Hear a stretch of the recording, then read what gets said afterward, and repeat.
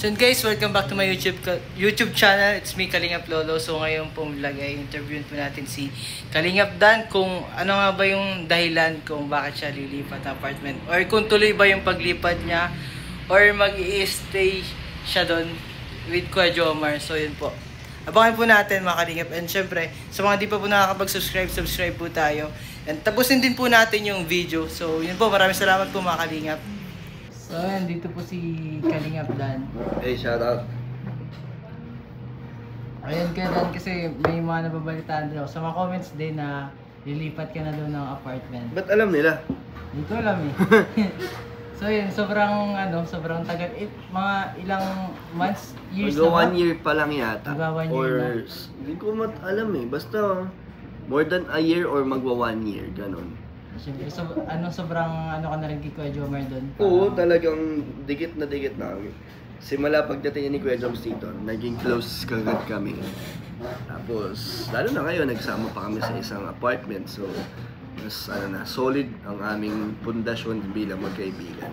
So, yung pwede ba, anong pinadahilan kung bakit parang naisipan mo na magwalay sa...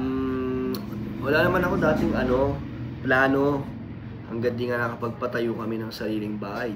Di naman kami nag-iisip na maglipat eh. Kaso, yun, si Mama at si Hana ay gusto nila ng privacy, di ba? Dahil doon sila natutulog sila ng Kuya Brooks, and gusto nila ng magbukod. Kaya naisip ko na magsama-sama na lang kami. So, di mo pati Kuya akalain na dadating sila dito, di ba? Oo, hindi ko na-expect na magugustuhan nila dito yung pamumuhay, di ba? Nag-stay na sila dito, so yun, para makatipid-tipid din, hindi kami yung kanya-kanyang renta. So magsama na lang kami, tapos ayun, mag-share na lang. Kaya yun, naisip ko din na sumama na ulit sila. So ano feeling ko yun na makakasama mo ulit yung pamilya? Siyempre, gano'ng katagal na, Gano'ng katagal? Since birth na nabuhay, nandun ako sa Manila, 27 years. Tapos ngayon, 3 years na ako nasa diet. So 3 years akong solo, or kami lang ni Joms. Anong pakiramdam ko yun na makakasama mo ulit sila sa isang bubong? Masaya kasi mararamdaman ko ulit yung asikaso doon na yan. Ni Mama, na yung mga luto. Pagmamahal ng nanay. Oo, pag-asikaso. Tsaka hindi na ako laging sa labas kakain. Hindi na pa ulit-ulit yung kinakain ko. Kasi may mga iba't ibang lutong ulam na, di ba? Kaya nakaka-excite din na magkasama ulit sila.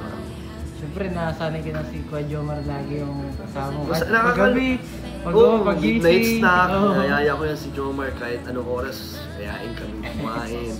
Tapos sabay kayo ma-live. Oo. Sabay kayo mag-live sa... Sinabi ako naman si Jomar na pwede siyang pumunta anytime, ma-welcome siya doon, pwede siyang mag-sleep over kung gusto niya. Kaya wala namang magbabago, nag-iba lang siguro kami na tinutuluyan, pero yung friendship namin, hindi naman magbabago. Kasi yung suportahan namin sa isa't isa. So ano ko yung kumbaga, anong pakiramdam na kayo ulit? Maghiwalay, kunwari mo na ni malungkot sa kung iisipin mo talaga, malungkot. Pero hindi naman malayo yung pupuntahan ko. Buti kung babalik ako Manila, yun, nakakalungkot. Pero nandito pa rin naman sa diet, anytime pwede kami magkita, at nagsasama pa rin naman kami.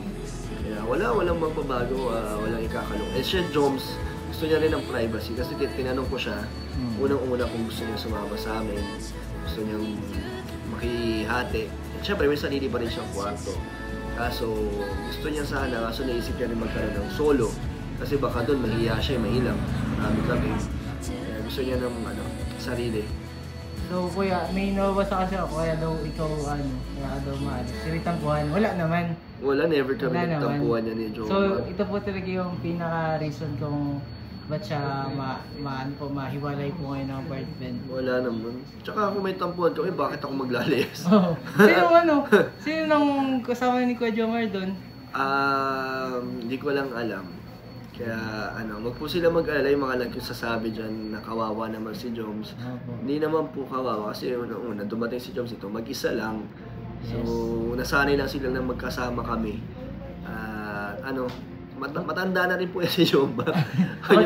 Ako din, di rin ako sanay na feeling ko tuloy parang na lang, parang malilimitan ng pagpunta ko sa apartment. wala na kayong dalawa. Isa na lang pupunta ako doon. Napunta ako doon. Dalawa kayo, Hindi, ganyan. malay mo, madalas naman si Jomar nasa amin, di ba? Kasi sabi ko, pwede siya kumain anytime doon eh. Pwede siya pumunta, lalo lang, favorite siya ni Danny ni Ayabet, di ba? Gusto rin naman ni Joms. Pero wala naman nagbago doon. So, ano kuya, kailan ka pa ba lilipat? Ngayon na rin ba? Hindi, actually, parang nagkaroon din ng pagbabago sa plano. Hindi po muna ako tutuloy sasama kila Mama at Hana dahil wala pa rin ang kasing kapalitan ako sa renta. Ito ba yan, kuya? Kasi lugi naman, kawawa naman si Joms kung bigla ko siyang iiwanan tapos sasagutin niya na yung buong rent. So, pansamantala din, hindi muna tayo lilipat. So, hihintayin mo muna magkaroon si Kuya Jomar ng... And kasi, titignan ko rin kung ano magiging sistema dun kila Hana, kung okay ba, kung kahit hindi ako sumama kung ano ba yung mga magiging mga pagbabago. Bibisita na lang ako dun, malapit na sila eh. So, minsan doon ako matatambay, sleep over, or magla-live kila Hana. So, ayun, tingnan natin. Pero sa ngayon, muna, sa apartment muna ulit tayo. Matagal pa po pala sila magsasama ni Papa Joms. Kasi yung mga ibang viewers kasi, para nagkakagulo na. Bakit nagkakagulo? Ba't big deal sa kanila? Di man sa in a bad way kasi, syempre pag naglalig ko kunwari may madang Kuya Jomar. Minsan yung ibang Jomar nanonood ng live ko para baka dumaan. Yung iba manonood ng live ko para tanongin nasa si Papa Joms. Minsan sa live ni Kuya Jomar kung nasaan ka, ganyan.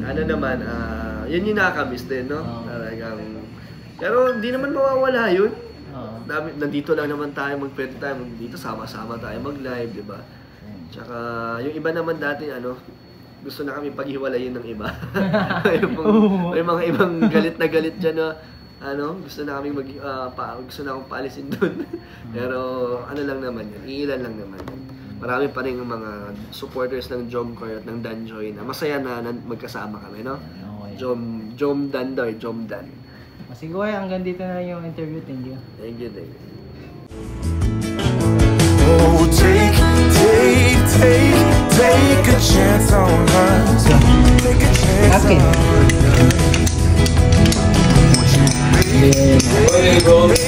Thank you, Pat.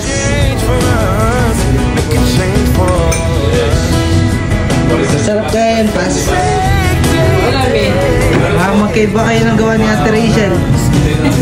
Sino ba mas magaling sa inyo ni Ate Rachel? Pag day off tayo, dito tayo.